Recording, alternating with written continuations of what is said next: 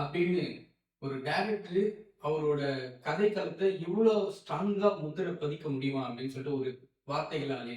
So Vettaiyan படத்தோட trailer வந்து release ஆயிருக்கு. ஆனா எனக்கு தெரிஞ்சு வேட்டையன் படத்துக்கு ஒரு பக்கா பிளானிங்கான ஒரு ப்ரொமோஷனல்னு நினைக்கிறேன் டைரக்டர் சைடு இருந்து. ஏன்னா அவர் ஃபர்ஸ்ட் விட்ட டீசரோ சாங்ஸ் எல்லாமே வந்து ரஜினி சார் ரஜினி படம்னு காமிக்கிற மாதிரி காமிச்சிட்டு ட்ரைலர்ல இது வந்து ஒரு புதுவிதமான ரஜினி படம் அப்படின்றத வந்து தெள்ள தெளிவா சொல்லியிருந்தாரு அப்படின்ற மாதிரி சொல்லலாம். எனக்கு ரொம்ப ரொம்ப இம்ப்ரெஸ் ஆச்சு. ஆக்சுவலா எனக்கு டீசர் பெருசா இம்ப்ரெஸ்ஸே ஆகல வேட்டையன் பண்றது.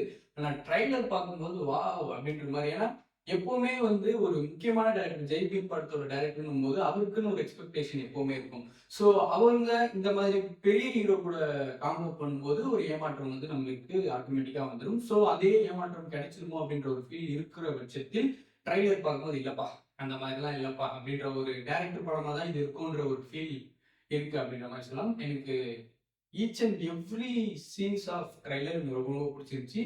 ரொம்ப முக்கியமா டயலாக். நான் சொன்னேன் இப்போ ஓப்பனிங் டயலாக்கே ஒரு மாதிரி நான் வீடியோட ஓப்பனிங் டயலாக். ஸோ அந்த டயலாக்கே எனக்கு வந்து ஒரு மாதிரி இப்படியா யோசிச்சு எழுதுன justice delight justice denied justice just it's paid. Justice delayed is justice denied. Justice hurried is justice buried. இந்த மாதிரி எப்படி ஒருத்தர் எழுத முடியும் அப்படின்ற மாதிரி ட்ரைலர்ல வந்து பார்க்க டைலாக்ஸே ரொம்ப கம்மியான எல்லா டைலாக்ஸுமே ஒரு அர்த்தம் உள்ளதும் ரொம்ப ஒரு மாதிரி நம்மளால ரொம்ப சென்சிட்டிவா யோசிக்க வேண்டிய நிறைய டைலாக்ஸ் எல்லாம் இருக்கு. அதுல வந்து எனக்கு ரொம்ப பிடிச்ச டைலாக் வந்து அநீதியை நீதிதான் அழிக்கணும் இன்னொரு அநீதி இல்லை அப்படின்னு சொல்ற அந்த ஒரு டைலாக். அப்புறமா இன்னொரு டைலாக் வந்து அநியாயம் நடக்கும் போது அமைதியா இருக்கிறத விட அதிகாரத்தை கையில இருக்கிறது தப்பு இல்லை சார் அப்படின்னு சொல்ற அந்த ஒரு டைலாக்கா இருக்கும். அநியாயம் நடக்கும்போது போலீஸ் அமைதியா இருக்கிறத விட அதிகாரத்தை கையில எடுக்கிறது தப்பில்லை ஜட்ஜ் சார். ஓப்பனிங்கே ஒரு மாதிரி படத்தோட ஒரு இன்டென்சிட்டி பயங்கரமா தெரியுது. இந்த காலத்துல வந்து பொண்ணுங்களுக்கு பாதுகாப்பு இருக்கிறத விட பொறுக்கிங்களுக்கு அதிக பாதுகாப்பு இருக்கு அப்படின்னு சொல்ற அந்த ஒரு டைலாக் இருக்கும்.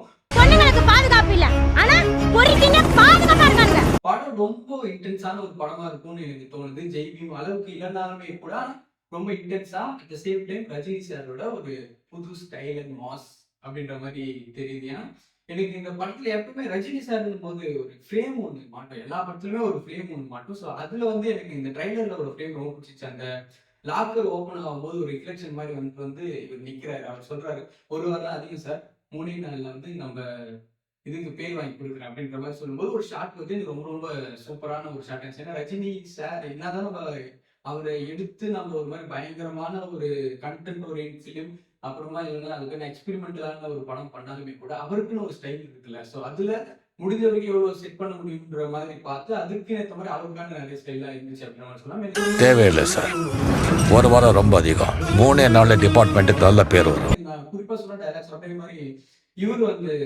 எல்லாருமே ஒரு டைலாக் தான் பேசுறாங்க. ஆனா எல்லாமே ஒரு மாதிரி வித்தியாசமா ஒரு மாதிரி யூனிக்கா இருக்கு அப்படின்னு சொல்லலாம்.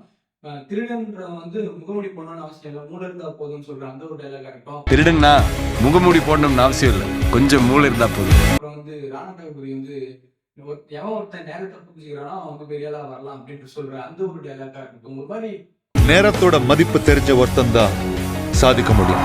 ரொம்ப சூப்பரா இருந்துச்சு அப்படின்னு சொல்லலாம். அதுக்கப்புறமா வந்து அமிதாப் பச்சனுக்கும் இவருக்கும் இருக்கிற ஒரு காம்பினேஷன் எப்படி சொல்றதுன்னா அவங்க 2 பேரோட கேரக்டர் வைஸ் எனக்கு பார்த்தா எனக்கு திடீர்னு ஜெய்பீம் படத்துல வந்து சூர்யாவும் பிரகாஷ் ராஜ் அவங்களோட ஒரு ஈகோ கிளாஸ் மாதிரி ஒரு விஷயம் இருக்கும்ல. ஸோ அந்த மாதிரி ஒரு கேரக்டர் இருக்கும் அப்படின்ற மாதிரி எனக்கு பர்சனலா தோணுது அப்படின்ற மாதிரி சொல்லலாம். உண்மையிலே பயங்கரமாவே இருந்துச்சு. சினிமாட்டோகிராஃபி ஒரு அளவுக்கு வேற லெவலில் இருந்துச்சு.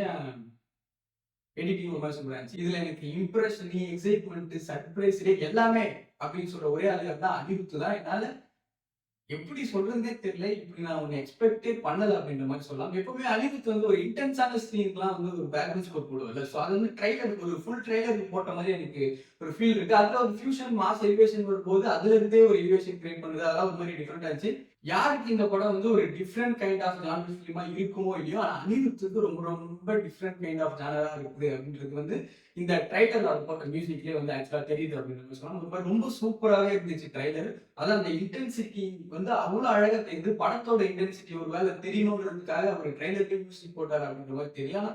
ரொம்ப இன்டென்சிட்டி பயங்கரமா இருக்கு.